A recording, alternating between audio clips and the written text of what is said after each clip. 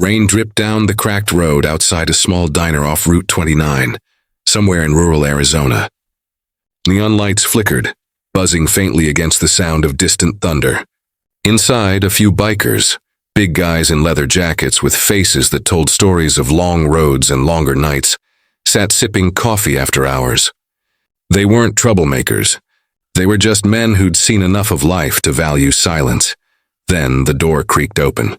A little boy, no older than 7, walked in, soaked from head to toe. His sneakers squished with every step. He looked terrified, like he'd just run miles. Every biker in the room turned to look. He stopped, trembling near the counter. His voice cracked as he whispered to the waitress, barely audible over the jukebox hum. They took my sister. That was all it took. The biggest of the bikers, Cole Maddox, an ex-Marine who'd been trying to forget the world, froze mid-sip. His eyes darkened. Without another word, he stood up, threw a few bills on the counter, and said, "Tell me where, kid." No one knew that this night would change all of their lives forever. Part 1. The Boy in the Rain. The rain didn't stop. Lightning cut across the sky like a knife. The boy's name was Eli, and his voice trembled as he explained that his sister Lila had been taken by 2 men in a dark SUV near the old truck stop on the edge of town. He said their mom was at work, and he had run miles trying to find help. Cole crouched down, his deep voice softening. "You did good, kid, real good. But we gotta move fast." His crew, Tank, Rico, and Danny, all veterans of rough lives, looked at one another. They weren't cops, but something about that boy's shaking hands. The dirt under his nails and the way he kept glancing toward the door hit deep. Rico muttered, "Man, this ain't our business." Cole shot him a look. "Tonight it is." They got up. The waitress, Martha, handed Eli a towel and whispered, "Honey, you're safe now." But Cole was already heading toward his bike. The engines roared alive, thunder mixing with machine growls. The small diner lights flickered as they peeled out into the storm. 4 bikers and a boy clinging to hope. And behind them, Martha prayed. She didn't know where they were going, but deep down she felt God was sending them for something more than a rescue. They followed the boy's trembling directions toward the dirt roads that led beyond town. The SUV had headed west toward the abandoned quarry. Cole's instincts kicked in. He'd seen kidnappings before in war zones, and nothing hit harder than a child's cry. As they reached the crossroads, they found tire tracks in the mud, fresh, wide tires with deep treads. Danny knelt down, flashlight sweeping across. SUV, big one. Maybe blacked out. 3, maybe 4 people inside. Cole nodded. They're close. Eli clutched his small backpack like it was his world. Inside were 2 things. A broken toy car and a photo of him and Lila, smiling with ice cream cones. Cole saw it and felt something crack inside him. He whispered, almost to himself, "We're gonna bring her back. Kid." As the group pushed forward, a pair of headlights appeared in the distance, too still to be random. Tank grinned. "Looks like they parked." They cut the engines and advanced silently, boots sinking in wet soil. Cole raised his hand. Marine signals. Even in the rain, his crew understood. They crept closer. What they saw next made every man tense. The SUV sat beside a small warehouse, its rear door slightly open, and faint crying echoed from inside. Eli gasped. "That's her." 33 to the warehouse. Cole put his finger to his lips. "Stay behind me." They moved like shadows. Rico circled the left side while Tank stayed by the bikes. Danny covered the rear exit. Inside, the warehouse smelled of rust and oil. 2 men were arguing near a dim light, one short and twitchy, the other tall with tattoos up his neck. Lila sat tied to a chair, duct tape over her mouth, tears streaking her cheeks. Cole felt his blood boil. He motioned to Rico. In seconds they were in. Rico smashed a pipe against a barrel, distraction. Cole moved fast, grabbed the tall man, slammed him against the wall. Danny stormed in from the back, tackling the other. It was quick, brutal, silent. Years of discipline made it surgical. When it was over, both men were groaning on the floor. Cole ripped the tape off Lila's mouth, whispering, "You're safe now, sweetheart." "Your brother sent us," Lila cried. "Eli." "Eli's here?" Outside, Eli ran through the rain as Cole carried her out. For the first time in years, Cole felt something pure, purpose. They rode back through the rain, headlights slicing the dark.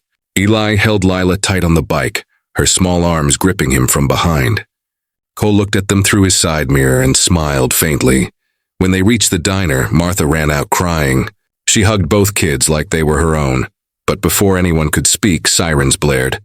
Police cars pulled up. Cole stepped forward, raising his hands. The sheriff stepped out. A gray-haired man with a familiar face. "Cole Maddox? Haven't seen you since Kandahar," Cole nodded. "Yeah, guess trouble finds us both."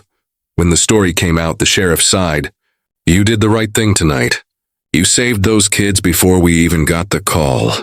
Eli tugged on Cole's jacket and whispered, "You're like the heroes from the movies." Cole knelt and smiled. "Nah, kid. Heroes are the ones who never stop believing." Morning broke slow. The storm was gone, leaving puddles glistening like glass outside the diner. The smell of coffee mixed with wet asphalt. Inside, the kids slept in a booth wrapped in blankets. Cole sat at the counter, staring into his untouched mug. The sheriff took the stool next to him. "Sheriff, you've been out of the game a long time, Maddox." Cole, "Yeah, tried living quiet. Guess life doesn't let you." "Sheriff, those men, turns out they were part of a ring. We've been chasing them for months." Cole, "Figures." The sheriff sighed and placed a hand on Cole's shoulder. "You did good. You saved 2 kids who'd have been gone by sunrise. But you can't just disappear again. Not after this." Cole looked out the window where Eli and Lila slept side by side. "They don't need a hero. They just need peace." The sheriff studied him, eyes soft. "Sometimes peace finds you after the fight, Cole." Martha approached quietly, handing Cole a small napkin folded in half. Inside, written in shaky handwriting, were the words, "Thank you for finding me, Lila." Cole felt something break open inside him. Something he'd buried for years. That night, Cole couldn't sleep. He sat outside the diner, smoke from his cigarette curling under the flickering sign. Every raindrop on the road reflected his past. His platoon in Afghanistan, the child he couldn't save, the faces he'd tried to forget. He heard the door creak. It was Eli holding a mug of hot cocoa with both hands. "Eli, you okay, sir?" Cole smiled faintly. "You're supposed to be asleep, soldier."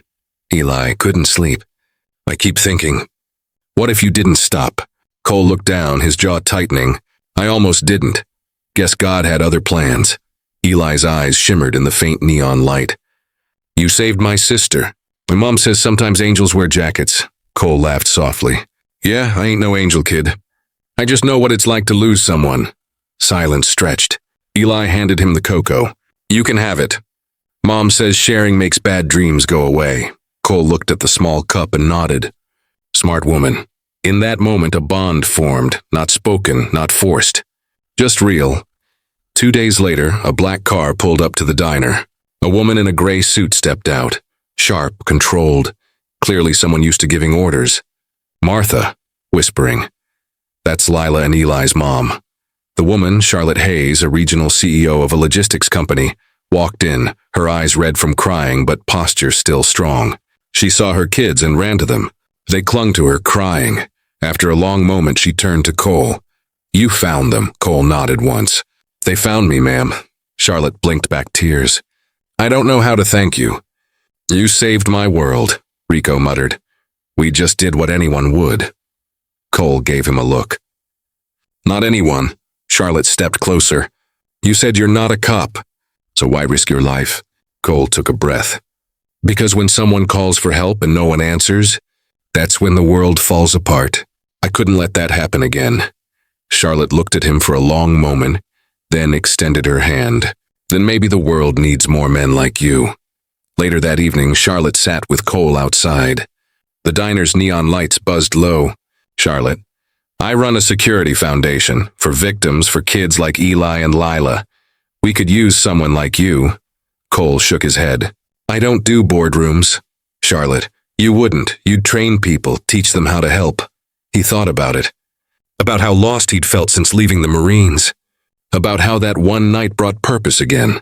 He looked at Eli chasing fireflies with Tank and Danny and said, "All right. But I do it my way," Charlotte smiled. "That's exactly why I'm asking." The next morning, Cole's crew packed up their bikes. They'd been lone riders for years. But now something different hung in the air. Rico laughed. Man, never thought we'd go legit. Cole smirked. Don't get used to it. Weeks passed. Cole and his team began working with Charlotte's Foundation, teaching local volunteers rescue and safety training. Eli and Lila would visit often. Lila drew pictures of the biker heroes, and Eli followed Cole everywhere like a shadow. One day, during training, Cole froze. The sound of a helicopter above. Something about it triggered memories. His breathing quickened. Charlotte noticed and walked up quietly. Charlotte, you okay?